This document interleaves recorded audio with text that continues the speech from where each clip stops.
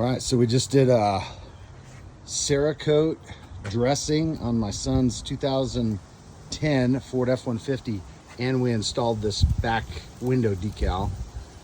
And we did it all in about 30 minutes, but the dressing really freaking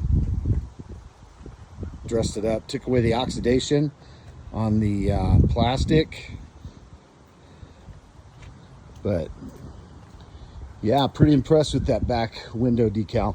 And for 35 bucks, bought it on Amazon. It was really super simple to install and just freaking makes the truck look that much more badass. Another thing I like about this is from the interior, it's invisible. So you can't really see it from the inside, so there's no obstruction of view.